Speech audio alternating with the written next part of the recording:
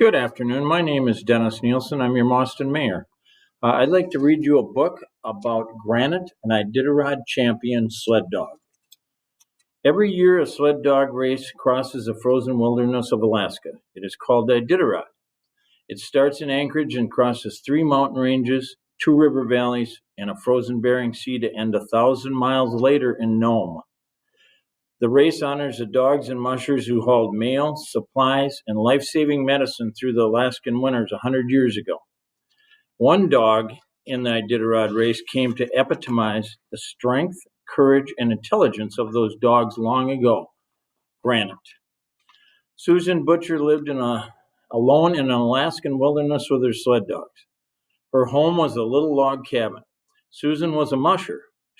So in the winter, she traveled across the snow-covered trails on a dog sled. The dogs loved pulling her, and she loved them in return. One spring day while Susan was feeding her dogs, she heard a familiar sound. Puppies were being born. Quietly, she walked over to the barn. Listening at the door, she heard cooing. Slowly, she went inside, and there on a cozy bed of straw were 5 newborn pups. Their mother gently nuzzled them and cleaned each of them with her tongue as they lay curled up next to her. All the pups were shiny, fat, and healthy except one. His fur was dull, he had knock knees, and he let the others push him away from their mother. Susan loved the puppies and was proud of each one of them. She always showed them off to other mushers who visited again and again. The visitors would say, "They all look great except for the tiny one." They said he would never become a real sled dog and she should give him away to someone as a pet. But Susan believed in him, so she gave him the strong name Granite. When pups were old enough, she started taking them on daily walks in the woods. Susan and puppies developed a close bond. Susan watched Granite and was impressed by his intelligence. He always knew where he was because he remembered the trails they had taken before. Even when they went somewhere new, he could find his way home alone while his brothers and sisters closely followed Susan so they would not get lost. Every evening they ran together to develop his strength. She was sure that someday he would race on the team. Granite grew to be 58 pounds, deep-chested, fast dog. He overcame his knock-kneed legs with a powerful stride. He pulled the sled better than the others, with confidence. He learned to lead the team. Leaders need to be able to guide the team over rough trails, find the way when they are lost, and run fast. Granite did all 3. After years of work, Granite became the main lead dog of Susan's racing team. At the start of the first Iditarod, Granite seemed to sense it was a race. He stood in front of the team with his head held high, waiting for the command to go. Finally, the race started and Granite charged down the trail. Susan was amazed by him. They stopped often to eat and rest. When it came time to go again, Granite would be the first to jump to his feet, barking and prancing, anxiously to head down the trail. Soon they were leading the race. One night when they crested a small hill, there in the trail ahead of them stood an angry moose. Susan stopped the team to let the moose get away, but it didn't run. Instead, it charged the team, kicking and stomping. Granite lunged at the moose, trying to protect his teammates, but the moose kicked him and he flew against a tree. When the attack was over, Susan saw the damage the moose had done. She gently cared for her injured teammates before deciding that for the good of her beloved dogs, they should leave their dream of winning behind. They withdrew from the race. She took her bruised and battered team home, but promised the dogs the next year they would run. People doubted Susan and Granite. They often said, "Susan will never win the Iditarod because she babies her dogs." Susan didn't listen to them and continued to care for her dogs as she always had. It was a long, hard year. Susan and the dogs worked tirelessly to recover. In the fall, Susan and her dogs started running every day, training for the race. One day, a short run, Susan saw Granite falter. She stopped the team and rushed to him. It was quickly clear to her something was wrong. Granite tried, but he could not get to his feet.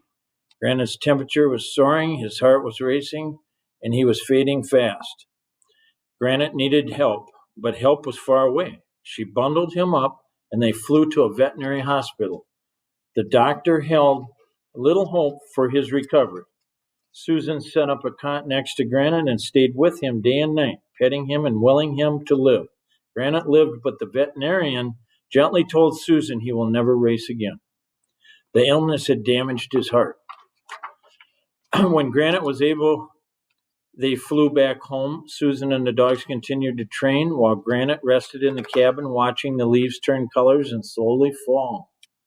Before the snow came, the dogs pulled Susan on a four-wheeler cart to get stronger. Granite cried and howled every time the team left him behind. He was determined to get better. Slowly but surely, Granite showed improvement. The veterinarian told Susan Granite could start running loose with the puppies.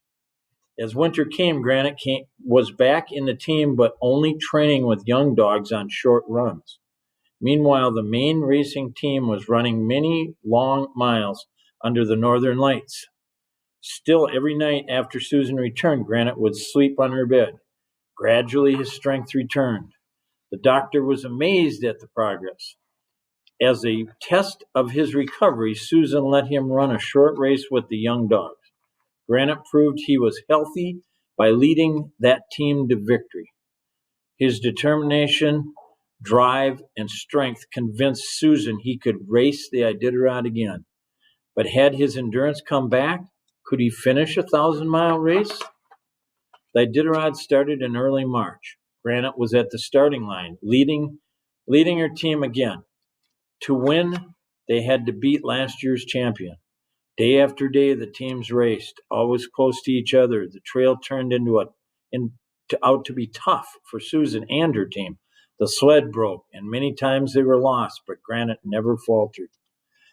Near the end of the race, the two teams were only 17 seconds apart. Susan and Granite were ahead, but suddenly the other team passed them and pulled away. Susan thought, well, I guess second place is okay. Then she looked at the dogs working so hard and remembered her promise to them. This is our year to win. She called out to Granite and he responded. They charged by the other team. Again, they had a small lead in the race.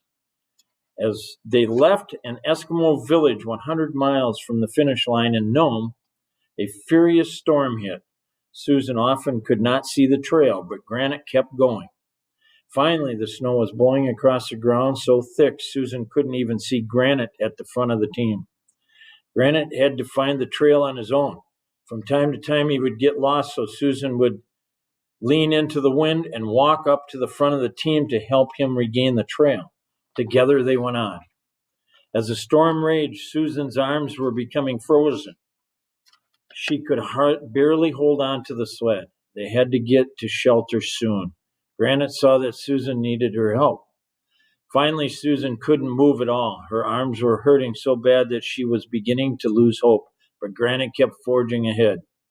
He knew Susan was in trouble, and it was up to him to get them through. The other dogs followed his lead. If he quit, they would too, and all would be lost. He kept going step after step on through the blizzard. Susan was quiet and hunched over the sled. That was it. Suddenly, they saw the dim lights from the next checkpoint. They had made it through the blizzard. Susan and the team rested there, eating hot meals throughout the stormy night. In the morning, they ran the last 76 miles to Nome and won the Iditarod. All of the other teams in the race had been turned back by the storm and did not finish until 18 hours later. Susan and Granite had done it. They had won the Iditarod and set a new record time. The next 2 years, they won again, with Granite proudly leading the team. With Susan's love and Granite's strength, they had become unstoppable. Now those same people who had not believed in them said it's no wonder they win the race because she takes the best care of her dogs and they take care of her. Granite won every race he entered at least once. In 1988, the only lead dog ever to win the Iditarod 3 times in a row. Granite retired from racing after Susan's 4th Iditarod victory.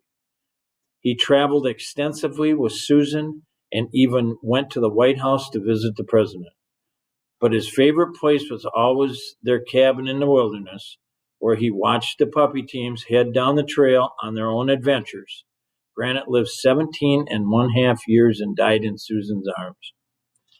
And that is the end. Thank you very much for listening to me.